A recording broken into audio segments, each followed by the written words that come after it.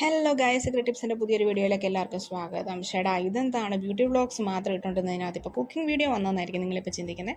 നമ്മളെല്ലാവരും day to day ലൈഫിൽ cooking ഒക്കെ ചെയ്യുന്നതല്ല. അപ്പോൾ ഞാൻ ഓർത്തൊരു വെറൈറ്റിക്ക് ഒന്ന് ചെയ്ത് നോക്കാമെന്ന് കരുതി. അപ്പോൾ ഞാനിന്ന് ചെയ്യുന്നത് നമ്മുടെ നാടൻ ട്യൂണ ഫിഷ് നമ്മൾ കുക്ക് ചെയ്തിട്ട് ക്യാനിലാക്കി വെച്ചിരിക്കുന്നത് കൊണ്ടിട്ട് നമ്മുടെ നാടൻ രീതിയിൽ ഉണ്ടാക്കുന്ന എങ്ങനെയാണെന്ന് കാണിച്ചു തരാം. അതിനായിട്ട് കുറച്ച് തക്കാളിയും ചെറിയ ഉള്ളിയും സവോള എടുക്കുക. മുളക് ഓൾറെഡി അതിനകത്ത് ഇൻക്ലൂഡ് ആയതുകൊണ്ട് ഞാൻ മുളക് എടുക്കുന്നില്ല.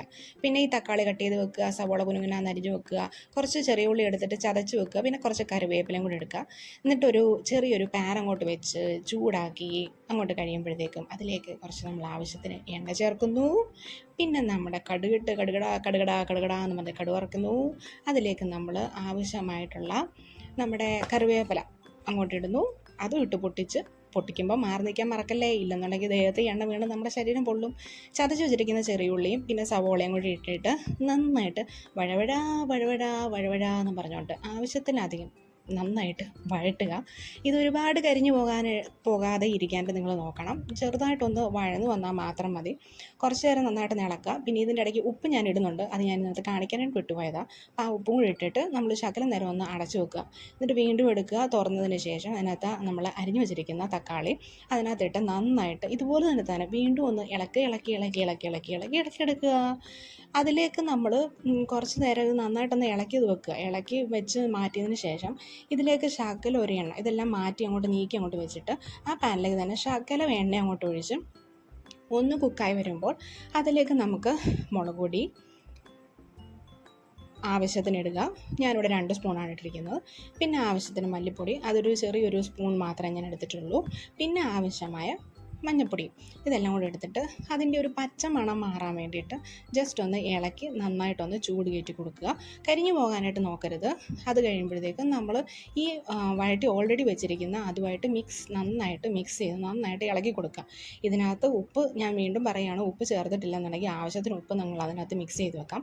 പിന്നെ നേരത്തെ ഞാൻ ചൂടുവെള്ളത്തിനകത്ത് ഇട്ട് വെച്ചിരുന്ന പുളി, നമ്മുടെ കുടംപുളി ഉണ്ടല്ലോ, അത് ആവശ്യത്തിന് മാത്രമേ എടുക്കാവൂ, അല്ലെങ്കിൽ പുളി കൂടിപ്പോവും. അത് ആവശ്യത്തിന് മാത്രം എടുക്കുക. എന്നിട്ട് അത് മിക്സ് ചെയ്ത് കുറച്ച് നേരം വെച്ചതിന് ശേഷം ആ വെള്ളം പുളിയും കൂടെ ഇതിനകത്ത് ഇടുക. എന്നിട്ട് നന്നായിട്ട് ഈ മിക്സുമായിട്ട് നന്നായിട്ട് ഇളക്കി വെക്കുക. ഇതിനകത്ത് നമുക്കിപ്പോൾ നോക്കുമ്പോൾ വെള്ളം തീരെ കുറവായതുകൊണ്ട് ചൂടുവെള്ളം മാക്സിമം ഇതിനകത്ത് ഒഴിക്കാൻ നോക്കുക. ചൂടുവെള്ളം അതിനകത്തേക്ക് വീണ്ടും ആവശ്യത്തിന് മാത്രം ഒഴിച്ചു കൊടുക്കുക. എന്നിട്ട് നന്നായിട്ട് ഇളക്കി ആ മിക്സ് നന്നായിട്ട് വെള്ളത്തിലേക്ക് ആവുന്നത് വരെ, അലിഞ്ഞല്ല ജസ്റ്റ് ഒന്ന് ചേരുന്നത് വരെ നന്നായിട്ടൊന്ന് ഇളക്കി കൊടുക്കുക. നന്നായിട്ട് ഇളക്കി കുറച്ച് നേരം വെച്ചതിന് ശേഷം ഒന്ന് അടച്ചു വെക്കുക. പിന്നെ എന്നിട്ട് നമ്മുടെ ആവശ്യത്തിനുള്ള നമ്മുടെ ട്യൂണ ഞാനിവിടെ 2 ക്യാൻ എടുത്തിട്ടുണ്ട്.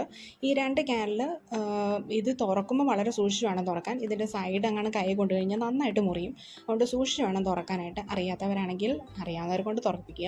ഞാൻ ഇവിടെ 2 ട്യൂണ ക്യാൻ എടുത്തിട്ടുണ്ട്. ഇതിനകത്ത് ഞാൻ പറഞ്ഞ പോലെ ഓയിലിനകത്തും പിന്നെ നമ്മുടെ നാടൻ പച്ചമുളക് ഇതിനകത്ത് ചേർത്തിരിക്കുന്നതുകൊണ്ടും ആവശ്യത്തിന് എരിവ് ഇതിനകത്തുണ്ട്. അതുകൊണ്ടാണ് ഞാൻ പച്ചമുളക് ചേർക്കാഞ്ഞതും. മുളക് പൊടി ആവശ്യത്തിന് മാത്രം ചേർത്തോ. ഇതെല്ലാം കൂടെ എടുത്തിട്ട് നമ്മൾ ഉണ്ടാക്കി വെച്ചിരിക്കുന്ന മിക്സിനകത്തോട്ട് ഇട്ട് കൊടുക്കുക. പിന്നെ ഇത് ഓൾറെഡി കുക്ക്ഡ് ആയതുകൊണ്ട് നിങ്ങൾ അതിനകത്തേക്ക് ഇടുമ്പം വളരെ സൂക്ഷിച്ച് വേണം ഇടാൻ, കാരണം അത് പൊടിഞ്ഞു പോകാനായിട്ട് ചാൻസ് ഉണ്ട്. അതുകൊണ്ട് നന്നായിട്ടൊന്ന് തട്ടി കൊടുത്തു കഴിഞ്ഞാൽ അതിനകത്തെ ക്യാനിലെ ഉള്ളത് പോവും. കുറച്ച് എൻ്റെ വരുന്നില്ല, അതുകൊണ്ട് ഞാൻ ഇളക്കി കൊടുത്തത്. എന്നിട്ട് വളരെ ലൈറ്റായിട്ട് വേണം ഇതിനകത്തൊന്ന് ഇളക്കി കൊടുക്കാൻ. അധികം നേരം ഇട്ട് ഇളക്കാനായിട്ട് നിൽക്കേണ്ട. ഞാൻ മുമ്പ് പറഞ്ഞ പോലെ തന്നെ പൊടിഞ്ഞു പോകാനായിട്ടുള്ള ചാൻസ് കൂടുതലാണ്. എന്നിട്ട് കുറച്ച് നേരം ഒന്ന് അടച്ചു വെക്കുക. അടച്ചു വെച്ച് കുറച്ച് നേരം കഴിയുമ്പോഴത്തേക്കും ഇത് നന്നായിട്ട് ഇതുപോലെ വെട്ടിത്തളതളാന്ന് പറഞ്ഞിട്ട് തിളയ്ക്കാൻ തുടങ്ങും. ഈ തിളയ്ക്കുന്നതിനകത്തോട്ട് നമ്മൾ വെറുതെ അടുക്കി പിടിച്ചിട്ടുണ്ടോ എന്നറിയാൻ വേണ്ടിയിട്ട് ജസ്റ്റ് ഒന്ന് ചെറുതായിട്ടൊന്ന് ഇളക്കി കൊടുക്കുക. അധികം ഇട്ട് ഇളക്കാൻ നിൽക്കണ്ട. അതായിരിക്കും നമ്മുടെ ആരോഗ്യത്തിന് നല്ലത്, മീനിനും നല്ലത്. എന്നിട്ട് മുകളിലേക്ക് ചെറുതായിട്ട് നമ്മളൊരു പച്ച വെളിച്ചെണ്ണയും കൂടെ ഒഴിച്ചിട്ട് പറ്റുവാണെന്നുണ്ടെങ്കിൽ കറിവേപ്പിലയും കൂടി ഇടുക. ഞങ്ങൾ ഓൾറെഡി ആദ്യം തന്നെ കറിവേപ്പില ഇട്ട് തീർത്തതുകൊണ്ട് പിന്നെ കറിവേപ്പില ഇല്ലായിരുന്നു. ഇത് അടച്ചു വെക്കുക. സ്വാദിഷ്ടമായ മീൻ കറി റെഡി. ഇതിനി നമ്മൾ പ്ലേറ്റിലേക്ക് സെർവ് ചെയ്യുക. ഇതങ്ങോട്ട് എടുത്ത് കഴിക്കുക. ഇനിയിപ്പോൾ കഴിക്കുന്നതും കൂടെ ഞാൻ കാണിച്ചു തരാം. എക്സ്പ്രഷൻ ഇട്ട് മരിക്കുവാണെന്ന് വിചാരിക്കരുത്. നല്ല ടേസ്റ്റ്. സത്യം പറഞ്ഞാൽ ഞാൻ ആദ്യമായിട്ടായിരുന്നു ട്യൂണ എടുത്ത് നമ്മുടേതായ രീതിയിൽ, നാടൻ രീതിയിൽ ഞാൻ ഉണ്ടാക്കി കഴിച്ചത്. പക്ഷേ സംഭവം സൂപ്പറായിരുന്നു.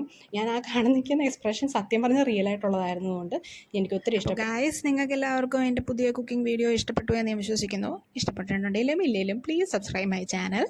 പിന്നെ ലൈക്ക് ചെയ്യാൻ മറക്കരുത്, ഷെയർ ചെയ്യാൻ മറക്കരുത്, കമൻറ്റ് ചെയ്യാൻ മറക്കരുത്.